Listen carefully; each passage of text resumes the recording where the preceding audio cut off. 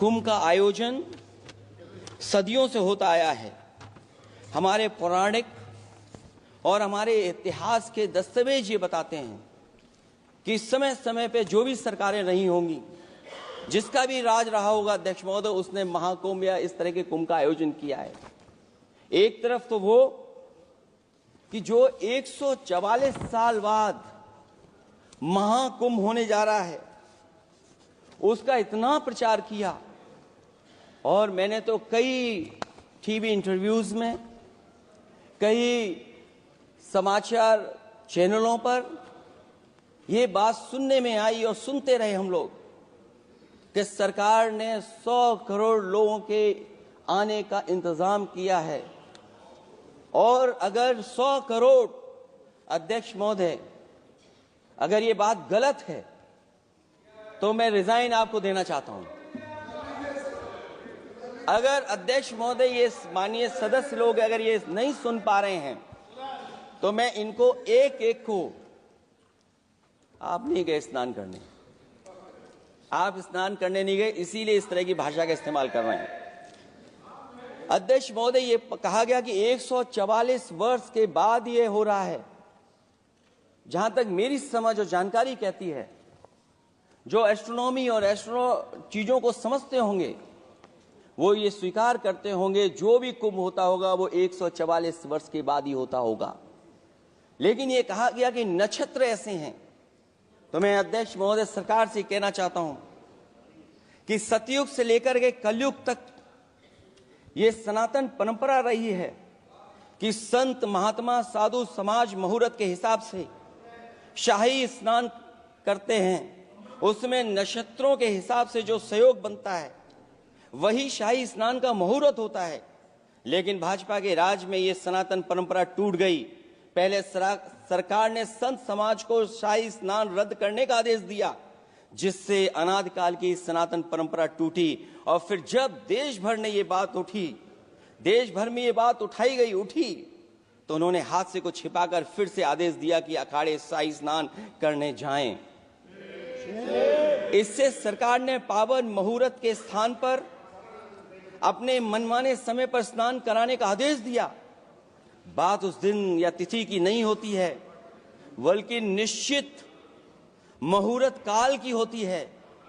ये सनातन परंपरा तोड़कर इन लोगों ने अच्छा नहीं किया। और ये क्या परंपरा टूटी है कि नहीं टूटी है, मैं समझता हूं अध्यक्ष महोदय मुझसे बेहतर सामने वाले ज्यादा जानते होंगे इसके बारे में। और जो लोग, अध्यक्ष महोदय, जो हम लोगों ने देखा वहां पर लोग पुण्य कमाने आए थे और अपनों के शव लेकर के गए हैं। चमत्कारी करिश्मा तो ये हुआ है, श्रद्धालुओं के शव मिल गए थे, पर सरकार स्नान करने वाले मरने वालों की बात स्वीकार नहीं कर रही थी। और इससे ऊपर ये बात जो वहां पर और हुई, अध्यक्ष महोदय, जब ये जानकारी हो गई कि कुछ लोगों की जान चली गई, लाशें हैं जो मोर्चरी में पड़ी हैं, अस्पताल में पड़ी हैं, उसके बाद सोचिए सरकार क्या कर रही है।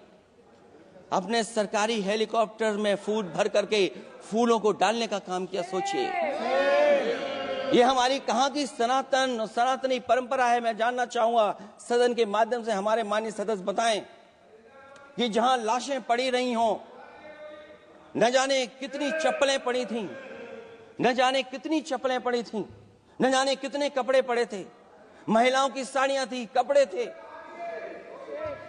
लेकिन उनको कैसे उठाया गया? उन सबको उठाया गया जेसीबी मशीन से, ट्रैक्टर की ट्रॉली से।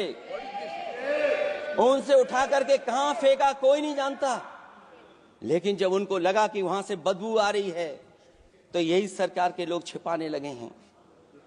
यही आपका महाकुंभ का आयोजन था।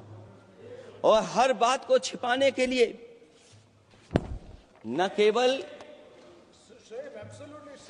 केवल ये लोग मीडिया का सहारा ले रहे हैं, मीडिया का सहारा लेते लेते सुनने में आया है कुछ दबाव और कुछ स्वीटनर भी दिए जा रहे हैं जिससे उनकी खबरें बाहर ना आ जाएं। और अगर अध्यक्ष मोदी ये बात सब गलत है मेरी, अगर ये बात सब गलत मैं कह रहा हूं, तो अभी तो नेता सदन को अभी भाषण देना है। और मैं ये बात और कहना चाहता हूं, आप अपनी तरफ से जानकारी कर लीजिएगा। हमारे उत्तर प्रदेश के मुख्यमंत्री जी ने शोक नहीं प्रकट किया था। जब देश की राष्ट्रपति और प्रधानमंत्री जी ने शोक प्रकट किया, उसके बाद 17 घंटे बाद सरकार ने स्वीकार किया। अध्यक्ष मोदी, ये वो लोग हैं जो आज भी कोई सच्चाई स्वीकार नहीं कर सकते। इनका रास्ता क्या है मैं नहीं जानता हूं, कहां ले जाना चाहते हैं। लेकिन जब अध्यक्ष महोदय मैंने अभिभाषण पढ़ा है राष्ट्रपति महोदया का, तो वही पुरानी बातें कि 12 करोड़ शौचालय बन गए हैं, 10 करोड़ गैस कनेक्शन हो गए हैं, 80 करोड़ लोगों को राशन दिया जा रहा है, 25 करोड़ लोगों को मिडिल क्लास में शामिल कर दिया गया, न्यू मिडिल क्लास में शामिल कर दिया गया। 80 और 85 को अगर हम जोड़ दें अध्यक्ष महोदय 105 करोड़ हो गए। बच्चों को और जोड़ दें तो सरकार अध्यक्ष महोदय किसके लिए काम कर रही है, किसके लिए काम कर रही है? अगर 80 को राशन दें, 25 को न्यू मिडिल क्लास में जोड़ दें, 105 करोड़ हो गए। और जो बाकी बचे हैं हमारे देश की आबादी जिसको 140 करोड़ बता रहे हैं, उसमें कम से कम बच्चे कुछ तो संख्या होगी, आधी आबादी की संख्या होगी। अगर उसको हम बाहर निकालें तो आगे आज सरकार किसके लिए काम कर रही है? वही बात पुरानी सुनने को मिलती है कि राष्ट्रीय मिलिट्री स्कूल बन गए हैं, राष्ट्रीय मिलिट्री स्कूल जिनमें बालिकाओं की भर्ती शुरू हो गई है। अध्यक्ष महोदय, ये एक बता दें जो नया इन्होंने 10 साल के अंदर राष्ट्रीय मिलिट्री स्कूल खोला हो। और कंफ्यूज मत होना, राष्ट्रीय मिलिट्री स्कूल कौन से होते हैं, सैनिक स्कूल कौन से होते हैं, ये कंफ्यूज मत होना। 10 साल में सोचिए अध्यक्ष महोदय, एक भी नया राष्ट्रीय मिलिट्री स्कूल नहीं खोला है। अगर खोला हो तो सरकार जरूर बताए। जो लोग कहते हैं हम ईज ऑफ डूइंग रिसर्च कर रहे हैं, अध्यक्ष महोदय इनकी ईज ऑफ डूइंग रिसर्च हमने देखी है। इनकी ईज ऑफ डूइंग रिसर्च अपनी इमेज चमकाने के लिए और दूसरे की इमेज बर्बाद करने के लिए ईज ऑफ डूइंग रिसर्च चल रही है। ईज ऑफ डूइंग बिजनेस, मैं देखता हूं जहां कहीं भी इन्वेस्टमेंट मीट होती है, देश के सभी मंत्री वहां पहुंच जाते हैं, सरकार के मुखिया भी जाते हैं वहां। मुझे याद है उत्तर प्रदेश में सबसे बड़ा आयोजन हुआ था इन्वेस्टमेंट मीट का।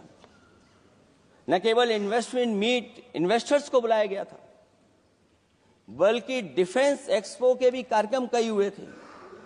और अध्यक्ष महोदय भरोसा ये दिलाया गया था कि जो एमओयू हो रहे हैं 40 लाख करोड़ के, उसको जमीन पर उतार लिया जाएगा। मैं इन्हीं डबल इंजन की सरकार से जानना चाहता हूं कि जो 40 लाख करोड़ के एमओयू हुए उसमें कितना जमीन पर यह सरकार उतार पाई है? कहीं ऐसा तो नहीं है कि सरकार के डबल इंजन आपस में ही टकरा रहे हों? अब तो जो खबरें हम लोग पढ़ते हैं, न केवल इंजन टकरा रहे हैं अध्यक्ष महोदय, अब तो डब्बे भी टकराने लगे हैं। सुना है क्योंकि दिल्ली में चुनाव है, आप इंजीनियर की डब्बा हैं। ये हमारे पुराने माननीय सदस्य हैं, आप हम एक हैं, बस जगह अलग बदल गई। जिस विभाग के मंत्री हैं वो हमारा ही काम है, आप लोग अच्छा नहीं कर रहे हैं। अध्यक्ष महोदय, दिल्ली का चुनाव है तो मैंने राष्ट्रपति जी के अभिभाषण में सुना कि यहां पर मेट्रो की जो दूरी है वो दुगनी कर दी गई है, पटरी दुगनी कर दी गई है, एक्सपेंशन हो गया है इतना। अध्यक्ष महोदय, मैं स्वीकार करता हूं दिल्ली का चुनाव है, आप एक्सपेंशन की बात करेंगे, लेकिन कभी आपने क्यूटो का नाम सुना है? आपने वेनिस का नाम सुना है? मैं अध्यक्ष महोदय आपके माध्यम से, जिसको क्यूटो बनाने के लिए सपना देखा गया था, 10 साल पूरे हो गए हैं, अभी तक वहां पर मेट्रो की शुरुआत नहीं कर पाए हैं। और अध्यक्ष महोदय, मैं ये बात इसलिए कह रहा हूं, अध्यक्ष महोदय मैं इसलिए बात कह रहा हूं कि जिस समय समाजवादी सरकार थी, जितनी भी मेट्रो आज यूपी में चल रही हैं, सब की सब समाजवादियों की देन है, एक भी आपकी देन नहीं है। और इस समय पर मैं याद करना चाहता हूं, उस समय देश के प्रधानमंत्री मनमोहन सिंह जी को जब मैं पहली बार मुख्यमंत्री बनकर के उनसे मिलने गया था, मैं बहुत सारे उनके काम उत्तर प्रदेश के लेकर के गया था। आज वो हमारे बीच नहीं हैं, लेकिन कम से कम उन्हें इसी बात से याद कर रहे हैं, जो मैंने काम उस समय दिए थे, एक एक काम उस समय के प्रधानमंत्री जी ने मेरा पूरा कर करके, और उसका परिणाम ये हुआ है अध्यक्ष महोदय, और उसका परिणाम ये हुआ है कि आज उत्तर प्रदेश में जितनी भी मेट्रो चल रही है, चाहे वो लखनऊ की हो, कानपुर की हो, आगरा की हो, नोएडा की हो, ग्रेटर नोएडा को जोड़ रही हो, दिल्ली को जोड़ रही हो। और अध्यक्ष महोदय, जिस समय उद्घाटन हुआ था दिल्ली से नोएडा को जोड़ने वाली मेट्रो का, उस समय देश के प्रधानमंत्री एक विदेश के बहुत बड़े उनके साथ बैठ करके गए थे उद्घाटन करने। वो अगर किसी ने काम किया था पूरा, तो नोएडा अथॉरिटी और समाजवादी सरकार ने, उसमें आपकी देन कोई नहीं थी। ये बात मैं मेट्रो की इसलिए कर रहा हूं कि जो लोग दिल्ली में मेट्रो बना रहे हैं, वो बनारस में मेट्रो क्यों नहीं बना पा रहे हैं? और दिल्ली का विकास अपने आप हो जाएगा, बस ये जो भारतीय जनता पार्टी की दिल्ली वाली सरकार है, वो हस्तक्षेप करना बंद कर दे। अध्यक्ष महोदय, रिवर